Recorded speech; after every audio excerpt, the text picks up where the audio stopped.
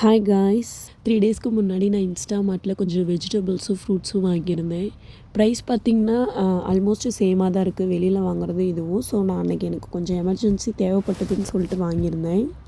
இதில் வந்து நான் கோவக்காய், முட்டைக்கோஸ், வாழைப்பழம், ஒரு பிஸ்கெட், குக்கும்பர், கேரட் இந்த மாதிரி ஒரு சில ஐட்டம்ஸ் நான் வாங்கியிருந்தேன். ஃபஸ்ட்டு வந்து இன்றைக்கி நான் லன்ச் என்னென்ன ப்ரிப்பேர் பண்ணேன்னா, கோவக்காய் பொரியல் தான் இன்றைக்கி நான் ரெடி பண்ணேன்.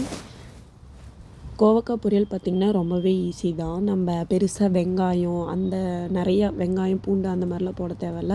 சிம்பிளாக ஒரு கடாயில் எண்ணெய் ஊற்றி கடுகு போட்டு சோம்பு கொஞ்சமாக போட்டுட்டு கருவேப்பிலை போட்டு கட் பண்ணி வச்சுருக்கேன் இந்த கோவக்காவை எடுத்து நல்லா ஃப்ரை பண்ணி விட்டுட்டு அதில் கொஞ்சமாக உப்பு போட்டுக்கிட்டு இன்னும் கொஞ்சம் ஈஸியாக இருக்கும். நல்லா ஃப்ரை பண்ணிவிட்டு ஓரளவுக்கு வெந்து வந்த வேட்டி கரம் மசாலா, மிளகுத்தூள், கொத்தமல்லி தூள், மஞ்சள் தூள் இதெல்லாம் ஆட் பண்ணிக்கலாம். நான் வந்து கொஞ்சம் தண்ணி ஊற்றி நல்லா வேக வச்சுக்கிட்டேன்.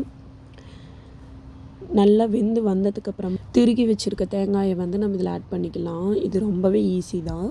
டேஸ்ட் பார்த்திங்கன்னா ரொம்பவே நல்லா வந்துருந்துச்சு. கண்டிப்பாக ட்ரை பண்ணி பாருங்கள். நெக்ஸ்ட் வந்து நான் செஞ்சது பார்த்திங்கன்னா கீரை எடுத்துக்கிட்டேன். கீரை பார்த்திங்கன்னா இன்றைக்கி நான் சிறுகீரை எடுத்துக்கிட்டேன். வெங்காயம், வரமிளகா, கடுகு எல்லாம் தாளிச்சிட்டு அதுக்கப்புறம் நான் கீரை போட்டுட்டு கீரை ஓரளவுக்கு வெந்து வந்ததுக்கப்புறம் மஞ்சத்தூள் ஆட் பண்ணிக்கிட்டேன். அதுக்கப்புறம் பார்த்திங்கன்னா நான் 2 முட்டை வந்து இதில் ஆட் பண்ணிக்கிட்டேன். நீங்கள் முட்டை போட்டதுக்கப்புறம் நல்லா வந்து மிக்ஸ் பண்ணி விட்டுக்கணும். இந்த மாதிரி நல்லா கிளறி விட்டுக்கிட்டே இருந்தால் தான் கரெக்டாக இருக்கும். ஸோ நான் ஒரு 10 மினிட்ஸ் இந்த மாதிரி பண்ணிக்கிட்டேன். நல்லா முட்டை, கீரை எல்லாமே வெந்து வந்துருச்சு. அதுக்கப்புறம் பார்த்திங்கன்னா நான் தயிரும் தாளிச்சிக்கிட்டேன். டுடே லன்ச் அவ்வளோதான். தேங்க்யூ ஃபார் வாட்சிங் திஸ் வீடியோ.